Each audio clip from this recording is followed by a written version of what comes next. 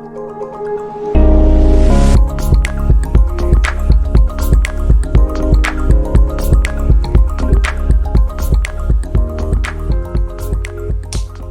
noite para todo mundo. Vou começar já mostrando lá no Moodle que a gente tem na nossa biblioteca 2 documentos importantes hoje. Aqui, dia 8/3, aqui o link para a aula. Aqui embaixo, a atividade prática de hoje. E logo abaixo, vocês têm 2 documentos. Um é o Guia PMBOK 6ª edição, é um PDF, com 762 páginas, e esse livro 1 é a apostilinha que eu fiz para a aula de hoje, tá? Um cara de PowerPoint. Bom, eu queria mostrar para vocês, para começar, o guia do PMBOK. Então, veja aqui, Guia do Conhecimento de Gerenciamento de Projetos. Ele é enorme porque ele tem dentro dele todo o conhecimento acumulado pelo PMI. Vou explicar depois o que é PMI. Então, o índice dele é bem grande. Então, vocês podem ver aqui, ambiente em que os projetos operam, o papel do gerente de projetos, a gente vai ver isso hoje. E aí começa gerenciamento de integração. São 10 gerenciamentos diferentes que compõem o PMBOK. Então a gente tem aqui gerenciamento de integração de projetos, gerenciamento do escopo do projeto, gerenciamento de cronograma do projeto, gerenciamento de custos do projeto, gerenciamento da qualidade do projeto, gerenciamento dos recursos do projeto, gerenciamento das comunicações do projeto, gerenciamento de riscos do projeto, gerenciamento de aquisições do projeto, gerenciamento das partes interessadas do projeto. Aí vem referências, vem outras partes sobre padrão de gerenciamento. Isso daqui a gente vai ver mais para o final, para o final do curso. Vocês podem ver que é um manual muito completo mesmo. Tudo que vocês precisam saber sobre gerência de projetos hoje em dia, está tudo aqui, tudo explicadinho. Lá no final tem um resumo, mas esse resumo a gente vai ver no último dia de aula. Nesse resumo tem todas as técnicas, os documentos que você elabora para poder gerenciar projeto. Descer mais um pouquinho. Aqui as listas aqui. Aqui, por exemplo, é a lista de ferramentas e técnicas. Esse manual fala sobre todas as ferramentas e técnicas que você pode utilizar. Gerenciamento de conflitos, inteligência emocional, liderança, rede de relacionamentos, construção de equipes, tudo isso são ferramentas e técnicas para você gerenciar projeto. E a tabela é gigantesca, é muita coisa para ver. Mas vocês não precisam necessariamente, como eu fiz na primeira turma lá atrás, usar esse guia PMBOK como livro-texto. Ele vai servir para vocês mais como referência quando vocês quiserem se aprofundar em alguma técnica específica, porque a gente vai trabalhar com umas apostilinhas, umas apresentações, tá, que eu montei para as nossas aulas. Então, a nossa disciplina Planejamento e Gerência de Projetos de Software vai começar hoje com o livro 1, que é a apresentação do que é o PMBOK. Sumário de hoje.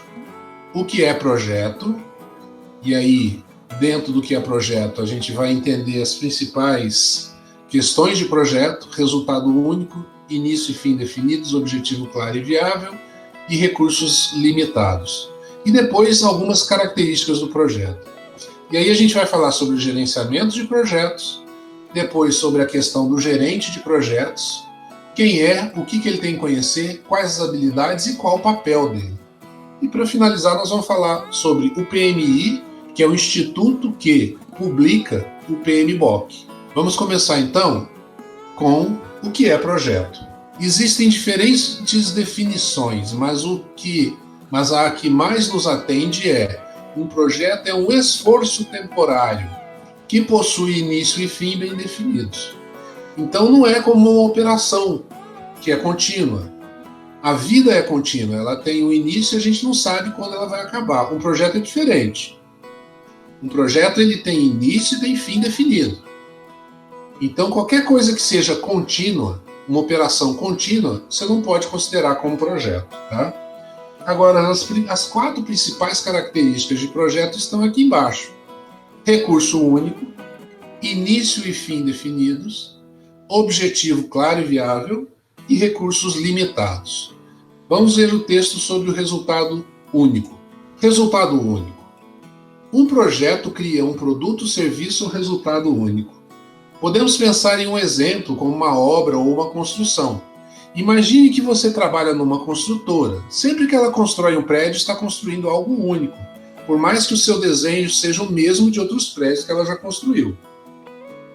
Quando a obra X fica pronta, ela estará em um endereço que é só dela, pois ela foi feita em um intervalo de tempo específico e terá enfrentado desafios climáticos, políticos e ambientais únicos. Então, uma construção de um prédio residencial é um exemplo de um esforço e o resultado final, o resultado único, é o prédio. E ele é único em si. Né? Voltando para cá, a próxima característica importante é o início e fim definidos. Início e fim definidos.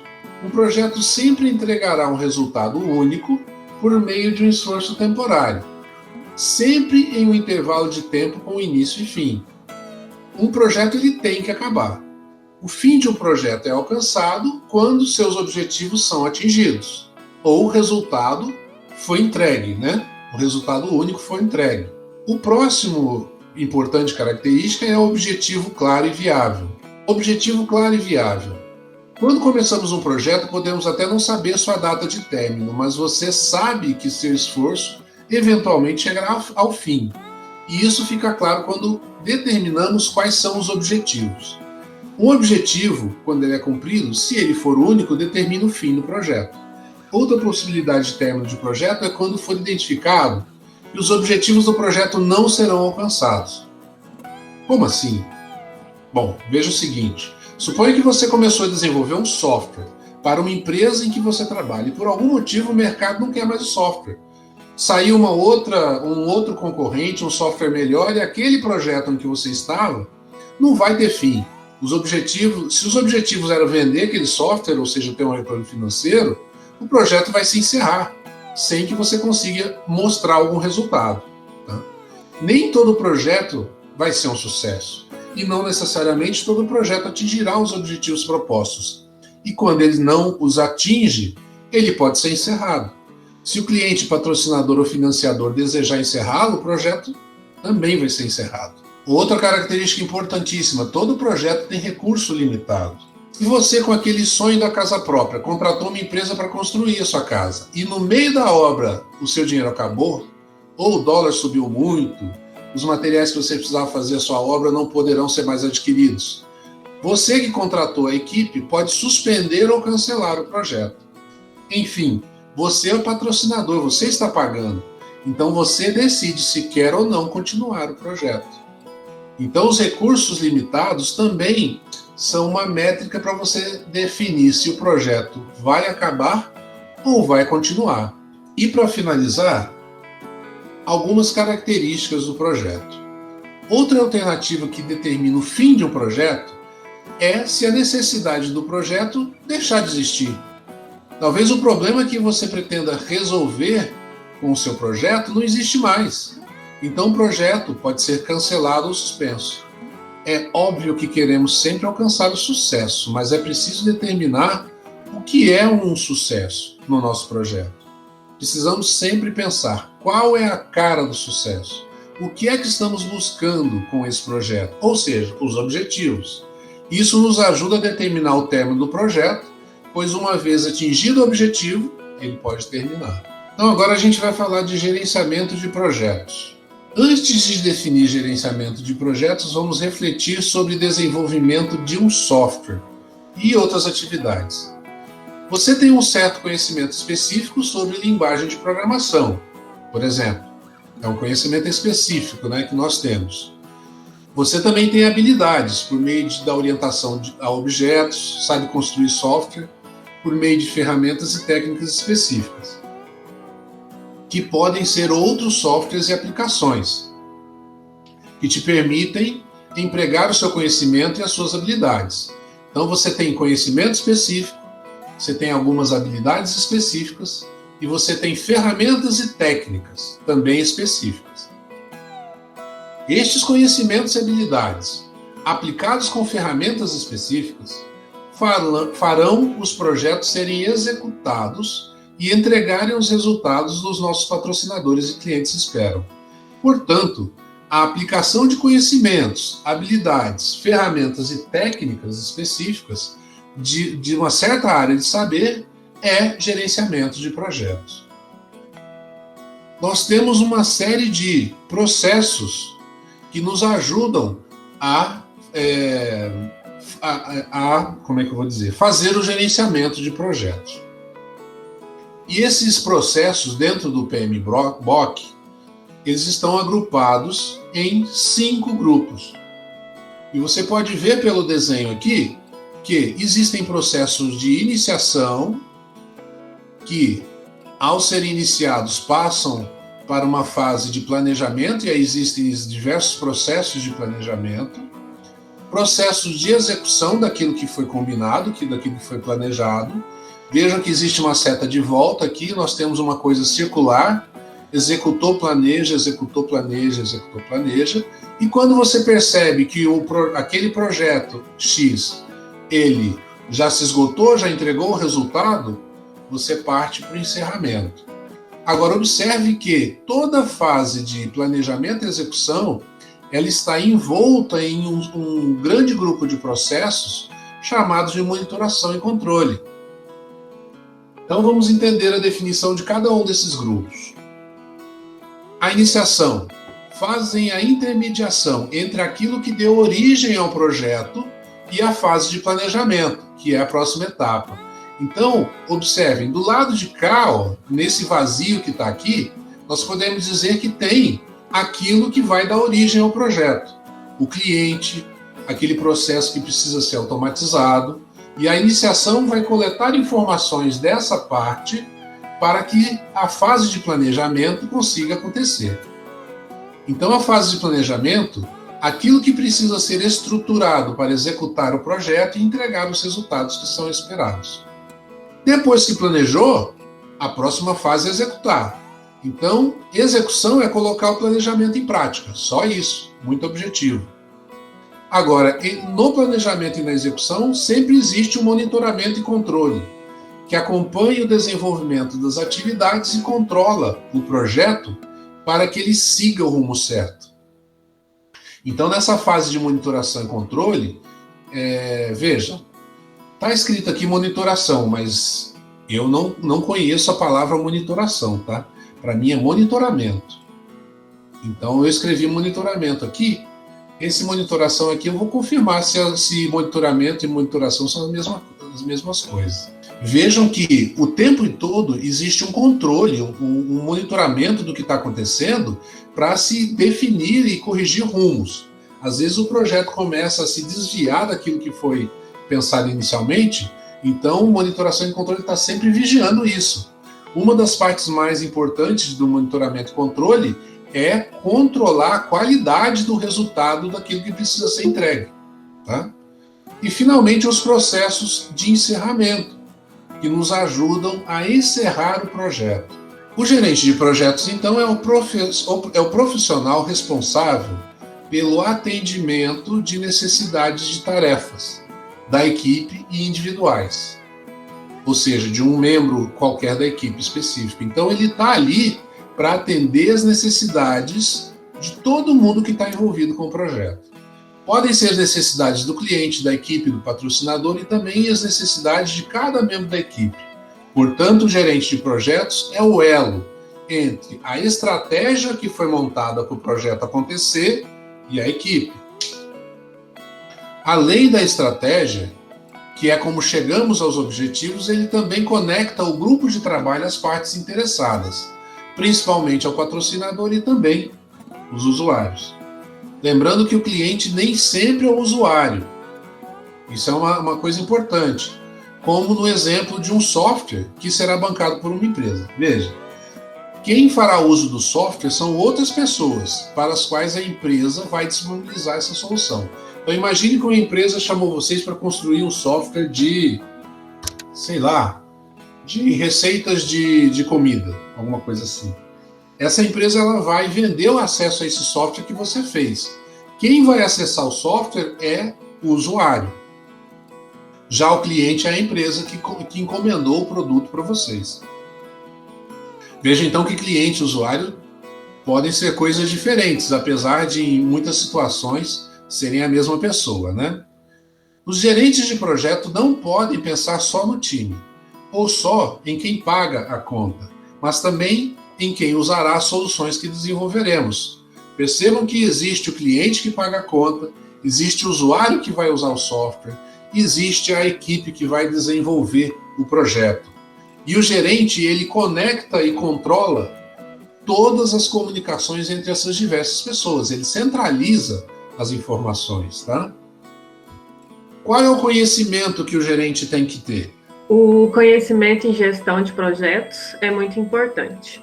Um gerente de projetos de software precisa entender de programação. Um gerente de projetos de construção precisa entender sobre construção civil.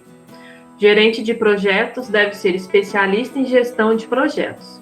Ele não precisa ser especialista em desenvolvimento de software ou em construção civil.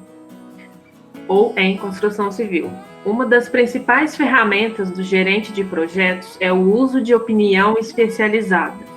Como gerentes, vamos estruturar o projeto, mas não vamos definir, por exemplo, o que vai ser feito em termos de produto. Quem fará isso é o cliente ou o time de engenharia, que vai colaborar na definição de escopo. O gerente de projetos só vai aplicar seu conhecimento de gerenciamento de projetos para contribuir na organização do esforço para que o time, em conjunto com as partes interessadas e usuários, consiga os resultados esperados por todos. Então veja que o conhecimento do gerente, no caso, o gerente do projeto, ele é restrito ao gerenciamento do projeto. Ah, mas quer dizer que então ele não sabe exatamente daquilo que vai ser feito? Ele pode até saber, é normal que ele saiba um pouco, mas ele não precisa ser um especialista nesse assunto. Então hoje a gente tem no mercado profissionais gerentes de projeto que são chamados para gerenciar projeto de uma forma que ele não entende daquilo que vai ser feito. Então, ele não precisa necessariamente entender. Você pode contratar um gerente de projetos para cuidar de um projeto de desenvolvimento de um software, sendo que esse gerente de projeto ele não vai sentar para desenvolver o software, ou às vezes ele nunca sentou para desenvolver um software. Parece estranho, mas é verdade. A gerência de projetos se tornou uma área de conhecimento muito específica. Tá? E vocês que vão formar em EDS, vai ser comum vocês migrarem para a área de gerência de projetos. Isso pode acontecer com vocês, tá? Eu já vi ao longo da minha carreira, eu já vi isso acontecer muito. As pessoas saírem da área de desenvolvimento, da área de informática mesmo, e migrarem para a área administrativa. Isso é muito comum. Além disso, o gerente de projeto tem que ter uma série de habilidades. Esse conjunto de habilidades são habilidades que muitas pessoas já vêm com ela, desenvolvem na sua personalidade, mas são todas habilidades que você pode sim obter, estudar para poder ter essas habilidades. Tá? Essas habilidades elas podem ser conseguidas ao longo do tempo. Não? Você não precisa nascer com habilidade para ser um gerente de projeto. Aí a gente tem 3 habilidades: capacidade de execução, construção de equipes e coaching. Lê para a gente essas 3. Capacidade de execução. O gerente de projetos precisa desempenhar, ou seja, saber colocar em prática esse conhecimento. Construção de equipes. Um gerente de projetos sem equipe não entrega resultados. Um gerente de projeto da NASA sabe construir naves espaciais? Se não houver time para ajudar com engenheiros, designers, etc., o gerente tem não só que saber liderar e conduzir a equipe em direção a um objetivo, mas também tem que construir a equipe que vai ajudar. Coaching. O termo coaching está bem popular hoje em dia, e sua definição é a capacidade de entender cada indivíduo. Ou seja, saber o que cada pessoa busca para si e saber alinhar esses interesses individuais aos interesses do grupo. Saber ser um mentor para a equipe significa também ajudá-los a atingir seus objetivos pessoais. E por meio desse posicionamento proativo de mentor, coach, enfim, um líder que se preocupa com todos é possível formar bons times. Obrigado. Então a gente pode ver aí que a primeira habilidade é você ser uma pessoa organizada que consegue ter capacidade de executar alguma coisa. Em segundo, você ter a habilidade de formar uma equipe que realmente, como é que eu vou dizer, consiga tocar o projeto até o final. Então, escolher bem a equipe é uma coisa importante. O problema é que às vezes a gente não consegue, né? A equipe está pronta, você já chega e a equipe está lá. E coaching é você se tornar um mentor, ou seja, você se preocupar com os interesses de cada membro da equipe para fazer com que eles possam se interessar e se sentir motivados para poder trabalhar em equipe. A habilidade da liderança, ela ocupa uma página inteira porque ela é mais importante que as outras. Não, tranquilo. Vocês estão me ouvindo bem aí, pessoal? Tá tranquilo? Tá ótimo. Liderança. O gerente de projetos precisa ser um líder. Liderança, acima de tudo, é a capacidade de conduzir seu time em direção aos objetivos de um projeto ou de uma operação. Você pode construir sua liderança a partir do seu conhecimento técnico. Se você for um ótimo desenvolvedor de software, as pessoas confiarão em você. 2. Outra maneira é ter um grande carisma. Se as pessoas gostam de você e você gosta delas, é mais fácil conduzi-las para um objetivo comum. Terceiro, outra possibilidade é ter um poder otorgado pela empresa onde trabalha. Então, a autoridade te ajuda a liderar. Se bem que podemos chamar esse tipo de liderança apenas de chefia. A habilidade de conduzir as pessoas é muito importante, mas liderança é uma habilidade com a qual se nasce ou é desenvolvida. Podemos definir que seja 50% talento e 50% técnica. Existem muitas técnicas de liderança e você pode desenvolvê-las. E existe a outra metade, com pessoas que nascem com um poder comunicacional maior, que é essencial para o líder. São mais desinibidas, sabem se posicionar melhor ou ainda não têm medo de conflitos. Todos esses fatores que constroem um bom líder, todos esses são fatores que constroem um bom líder. Mas, se você não nasceu com nada disso, ainda assim pode ser um bom líder. Basta estudar e se dedicar. Então, observem, existem 3 formas de você conseguir chegar numa questão de liderança. A primeira é você ser muito bom naquilo que você faz. Então, se você tem um conhecimento muito grande sobre programação Java, você vai poder ser um bom chefe de uma equipe de programação Java. As pessoas vão te respeitar pelo seu conhecimento, né? A segunda forma é você ter um grande carisma, ou seja, você ser uma pessoa que as outras pessoas gostam de você de uma forma natural. Então, ser uma pessoa carismática é uma outra possibilidade para você se tornar uma liderança. E a terceira forma é a pior delas. É alguém dizer que você é quem vai mandar, e ponto. Você não tem carisma, você não tem conhecimento técnico, mas alguém botou você para mandar nos outros. Aí você não é um líder, você é um chefe. Né? É o que dizem. A diferença entre líder e chefe. Ô, professor, posso fazer uma pergunta? Diga, pode falar. Então, agora eu estou assim, meio em dúvida, né? Porque, assim, vamos supor, o pessoal falou aí, né, que, por exemplo, o gerente não precisa ser da área, né, do projeto, né? Sim. Por exemplo, eu acho um pouco, não é muito difícil, não, o pessoal passar a perna nele, não, porque às vezes ele não entende. Isso é muito comum. Não, eu tô pensando. você tem que ter um mínimo de conhecimento daquilo que você vai gerenciar. Um mínimo. Senão você vai ter pessoas da equipe certamente te enrolando, né? Não, eu estou pensando que você botou em obra aí, né, um prédio, né? Então, eu fico pensando assim, se o cara não for um engenheiro, né, fica um pouco difícil, né, ter alguns termos, ou a não ser que ele tenha um assessor de confiança lá, né?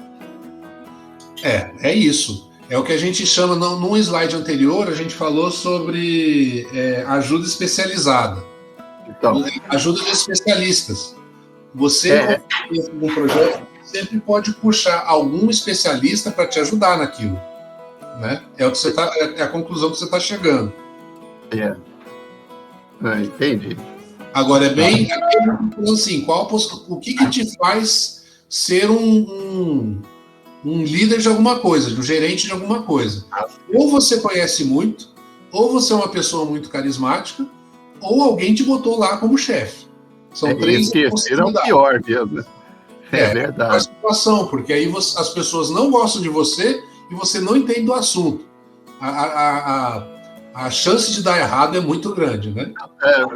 Mas é interessante, porque eu trabalhei em banco, né? E o pessoal reclamava, em banco público, né? O pessoal reclamava muito que lá tinha, por exemplo, concurso para gerente, né? Sim. Então o concurso era prova, né? Então se a pessoa passava por conhecimento dela, mas ela não tinha habilidade para conduzir pessoas. Ou seja, aí tem um só. Né? E ela não dava muito certo, sabe? Então eles tinham sempre essa dificuldade. É interessante, porque às vezes o líder é uma coisa nata nele, né? Tem gente que não tem, né? Tem gente que não tem essa capacidade, é difícil, né? Mas você pode estudar, você pode se dedicar e aprender as técnicas necessárias. E é exatamente isso que essa disciplina vai tentar passar para vocês. As técnicas necessárias para você ser um bom gerente, entendeu? Entendi. Essa disciplina é exatamente essa. Agora, é comum você ter aquele excelente programador, é o melhor programador que você tem na empresa. Como ele é muito bom, ele atende ao item número 1 perfeitamente, alguém vai lá e torna ele chefe dos outros. Só que ele era um bom programador, ele não é um chefe. Ele não é um bom gerente. Entendeu? Aí a coisa começa a complicar. Se essa pessoa não senta e vai estudar como é que faz técnicas de gerência, como a gente está fazendo aqui, a chance de dar errado é muito grande. Motivação. Você se sente mais motivado por dinheiro ou por senso de propósito e realização na sua carreira? O que realmente te motiva a trabalhar todos os dias em uma determinada empresa? Motivar as pessoas só é possível se você as conhece. E quando sabermos o que motiva uma pessoa ou grupo, é mais fácil fazê-los se desenvolverem ou gerar melhores resultados. Para alguns, uma recompensa financeira é mais motivante do que uma festa ou um churrasco. Às vezes um tapinha nas costas pode ser um bom incentivo, mas só ele não basta.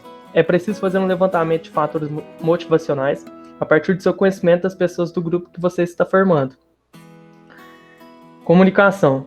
Essa é outra habilidade fundamental. Existem técnicas de comunicação que nos ensinam a comunicar melhor. Como todas as habilidades interpessoais, a comunicação também tem um conhecimento de base que pode ser trabalhado e desenvolvido. Então, observe aí, motivação, para você saber a motivação de cada membro da sua equipe, você tem que conhecer aquela pessoa. Por que eu preciso saber qual é a motivação de cada pessoa da equipe? Para você exatamente saber como que você pode fazer com que aquelas pessoas estejam satisfeitas trabalhando na sua equipe. Fazer com que as pessoas se motivem também é uma habilidade do gerente. A gente não está falando aqui do próprio gerente se motivar. Estou falando do gerente provocar a motivação naquelas pessoas que estão sendo lideradas por ele. Isso é importante. E também a comunicação. A comunicação é sempre uma barreira para muitas pessoas, mas é algo que tem que ser trabalhado e desenvolvido. Você treina a se comunicar com os outros. É muito comum quando a gente faz trabalho, que tem que apresentar trabalho, de vez em quando a gente topa com uma pessoa que fala, mas eu não vou lá na frente falar de jeito nenhum. Essa pessoa, ela precisa adquirir a habilidade de falar, precisa vencer essa barreira. É importante para ela poder evoluir profissionalmente. Tomada de decisões. Há quem entra em pânico quando tem que tomar uma decisão, avançar ou não, ir para a direita ou para a esquerda. Se estiver perdido em uma encruzilhada, sem sinal nenhum do celular, você escolhe a direita ou a esquerda. Tem gente que ficaria parada esperando o sinal aparecer. Tem quem analise o ambiente, o cenário antes de fazer sua escolha. E tem pessoas que não conseguem tomar decisões, especialmente rodeadas de outras pessoas, não podendo orientar um grupo. E sempre há questões importantes a decidir que envolvem outras pessoas. Investir ou não em um novo projeto, contratar ou não um novo profissional, e uma das mais difíceis, demitir ou não uma pessoa. Um gerente de projetos talvez tenha que demitir alguém, dependendo da estrutura organizacional em que atua. Você seria capaz de tomar uma decisão drástica dessas? Pense nisso, pois é uma questão importante para um gerente de projetos. Muito bem. Tomada de decisão é complicado, porque às vezes a decisão que você tem que tomar é uma decisão difícil, que vai prejudicar as pessoas, tá? É aquela história, né? Quando você tem que chefiar as pessoas, você tem que estar preparado para, eventualmente, você entrar em conflito de interesses com algum membro da sua equipe e você talvez seja obrigado a tirar ele da equipe, às vezes demitir da empresa. Bom, uma das maneiras de estabelecer confiança é o conhecimento técnico. Se você dominar o conhecimento de uma linguagem de programação ou mesmo sobre gerenciamento de projetos, consegue fazer com que as pessoas vejam, notem e acreditem em você por esse conhecimento. Elas confiarão em você e te seguirão, por acreditarem que você é capaz de fazer o que se propõe. Existe uma teoria muito interessante que veremos durante o estudo de gerenciamento de recursos humanos de um projeto, que diz que as pessoas tendem a buscar metas e objetivos quando sabem e confiam que vão receber as recompensas estipuladas. Gerenciamento de conflitos. Para gerenciar conflitos, é preciso saber negociar. Toda negociação e gestão de conflitos devem ser feitas com base em colaboração, gerando situações ganha-ganha. Então, duas habilidades importantes: estabelecer a confiança sua em relação à equipe que vai ser liderada.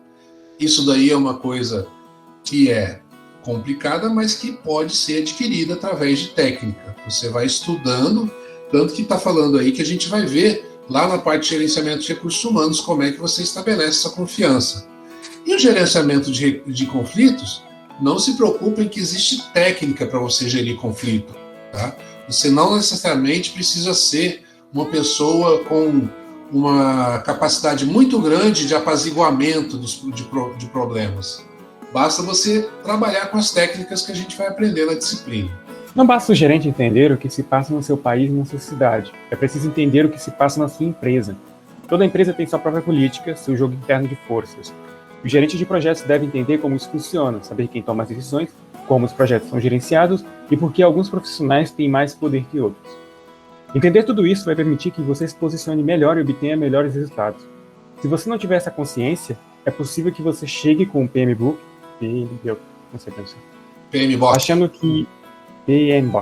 achando que ele é uma fórmula sobre a qual toda e qualquer empresa deve basear sua gestão de projetos. Mas não é assim que funciona na vida real. Uma empresa está organizada a partir de seus clientes e estruturada para atender suas necessidades. Você não pode chegar com um conjunto de práticas e conhecimentos em gestão de projetos e tentar empregá-los de forma rígida, sem entender esse ambiente organizacional. Se fizer isso, vai causar conflito. O que acontece é que você, apesar de ter todo o conhecimento de como funciona o gerenciamento de projetos, mais importante do que isso é você entender como é que funciona a política da empresa. E no caso, o que é política aqui para a gente? A política é como que o poder está distribuído dentro da empresa. Quem manda em quê, tá certo? Já a questão cultural é a questão dos costumes dentro da empresa. Quais são os costumes que aquela empresa adota e que é uma cultura interna que só as pessoas que trabalham ali têm. Do tipo, pode ser que as informações, as decisões mais importantes da empresa são tomadas na hora que o gerente vai tomar o café, no meio da tarde. E você vai descobrir isso, ficando atento, né? Aí você sabe que lá não é na reunião oficial que é feita uma vez por semana.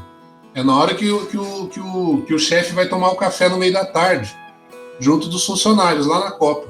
É lá que as discussões realmente acontecem. Então, isso é uma coisa muito cultural. Então, ter uma consciência de como é a política, ou seja, como o poder está distribuído, e ter uma consciência cultural, ou seja, entender quais são os costumes internos da empresa, é uma habilidade do gerente também. E a gente tem que ficar atento com isso, porque a gente vai poder utilizar isso de alguma forma para que o nosso projeto vá em frente. Influência. A capacidade de influenciar está super atrelada à liderança. Para isso, é preciso ter carisma. Como já dizemos, se as pessoas gostam de você, é mais fácil conduzi-las. Negociação está ligada ao gerenciamento de conflitos. É preciso que o gerente possa encontrar uma situação em que todos ganhem alguma coisa. Quando a gente faz negociação, o normal é que a gente tente chegar nesse ponto, onde todo mundo tem a sensação de que ganhou alguma coisa. Para fazer isso, tem técnica também. A questão da influência tem muito a ver com você entender onde é que estão os pequenos centros de poder dentro da empresa e, aos poucos, construir o seu centro de poder dentro da empresa, certo? Como gerente de projetos, você precisa, aos poucos, ir construindo o seu centro de poder. Uma das formas de você construir o centro de poder é você assumir responsabilidades, tá? O que eu quero dizer com isso? Surgiu uma oportunidade de fazer alguma coisa e ninguém sabe quem é que vai assumir aquilo. Ora, se você acha que você vai dar conta, assuma a responsabilidade para você. Você passa a ter um poder sobre aquela situação, sobre aquilo que precisa ser arrumado. Então, a forma de você construir a sua política dentro da empresa passa muito por você estar sempre disposto a assumir responsabilidades. Vamos falar agora sobre o papel de gerente. Lidera e gerencia projetos. Ele leva profissionais e conduz o time em direção aos objetivos estabelecidos no projeto. Ele vai assumir a responsabilidade pelo sucesso do projeto. Para tanto, deve saber qual é a cara do sucesso e deve saber comunicar isso para a equipe, já com as necessidades das partes interessadas em mente. Está sempre alerta a mudanças. É preciso se adaptar e adaptar o projeto sempre que ocorrem mudanças. Sabe que os interesses das partes interessadas podem divergir. O gerente deve saber lidar com as partes interessadas, cliente, grupo de trabalho, etc., e vai buscar sempre colaborar para resolver conflitos, questões e reivindicações de forma positiva. Ganha-ganha. Ganha-ganha no sentido de que, se a gente está resolvendo um conflito, os dois lados têm que sentir que ganharam alguma coisa, tá? Então, o papel de gerente passa por liderar e gerenciar os projetos, perceber as mudanças que estão ocorrendo, porque essas mudanças podem exigir uma mudança de rumos dentro do projeto, é a questão do monitoramento e controle sempre, e saber que os interesses das partes interessadas podem divergir. Então, o cliente pode estar querendo uma coisa, que o usuário pode estar querendo outra, e aí o analista de sistemas quer implementar o negócio de outro jeito. Sempre podem ocorrer conflitos e o gerente existe para resolver esses conflitos. Além disso, tem outros 3 papéis importantes, que é acompanhar as tarefas realizadas pela equipe. O gerente vai ajudar a equipe a se organizar e vai acompanhar as atividades para verificar se são realmente as atividades necessárias à realização dos objetivos do projeto. Avaliar o desempenho da equipe, verificar se os novos profissionais são necessários na equipe ou se a equipe toda não precisa de uma capacitação.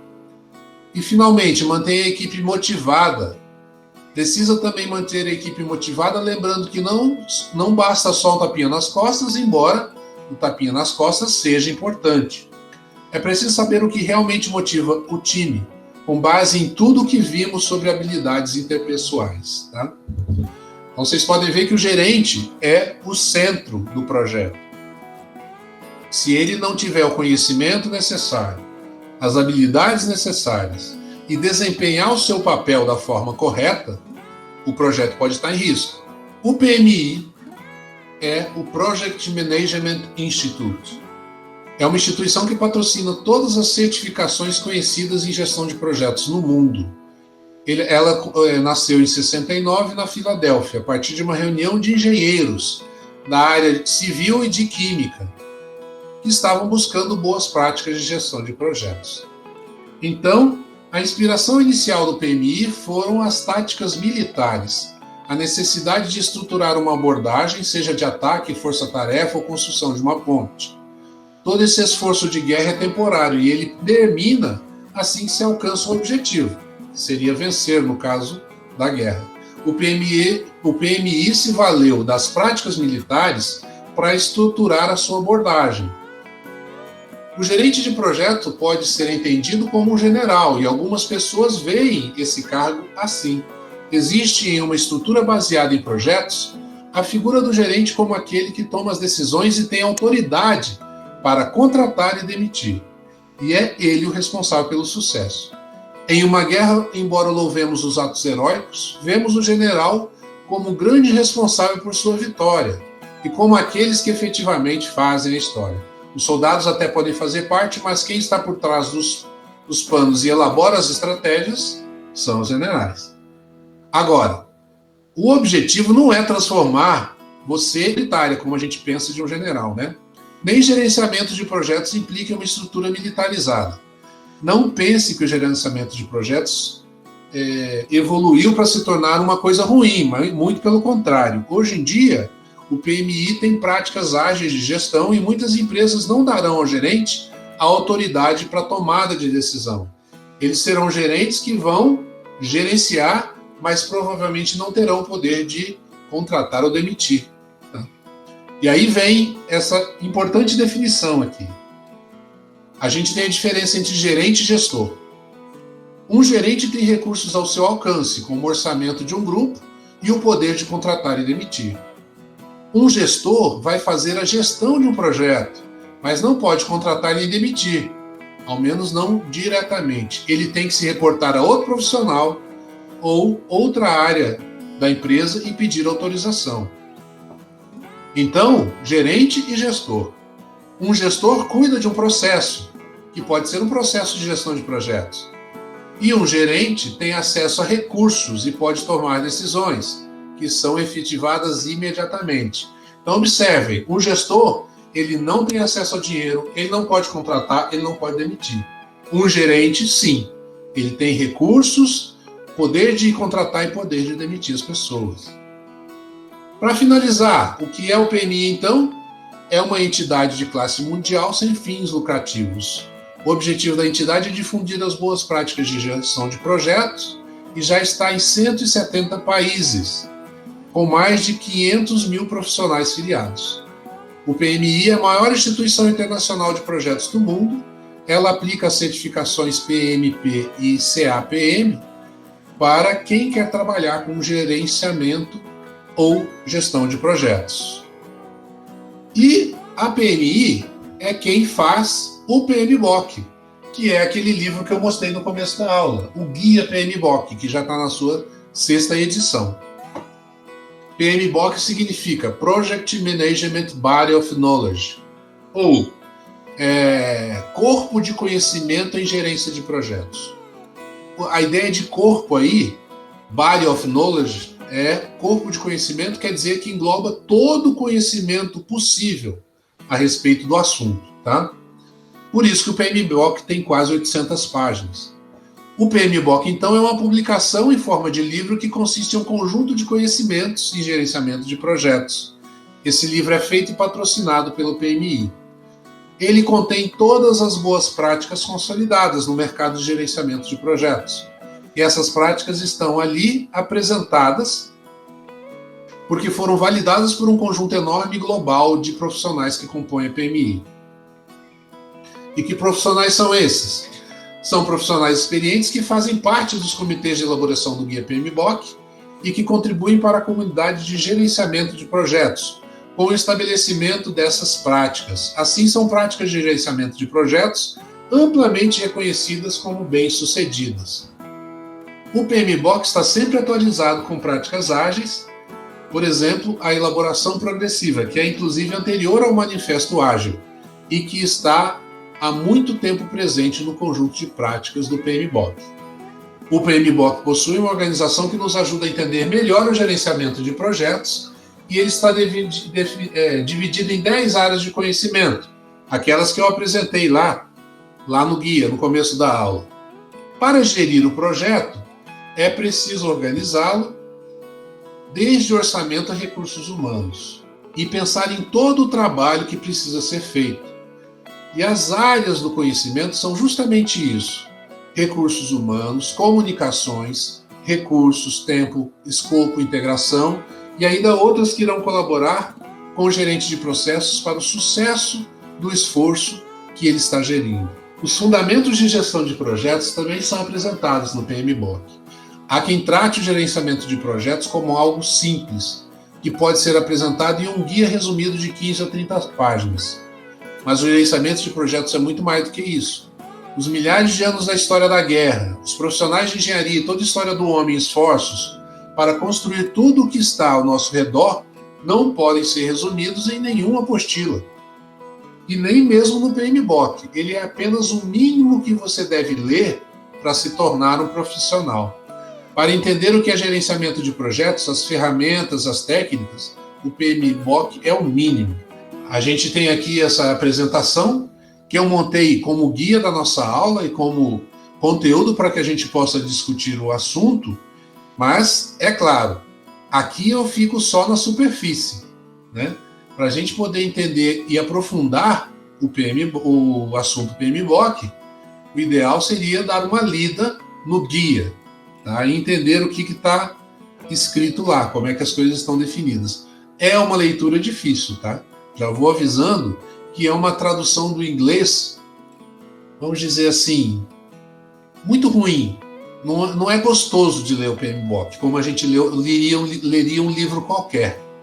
Porque é um livro de técnicas, de processos, de ferramentas. Não é uma leitura agradável.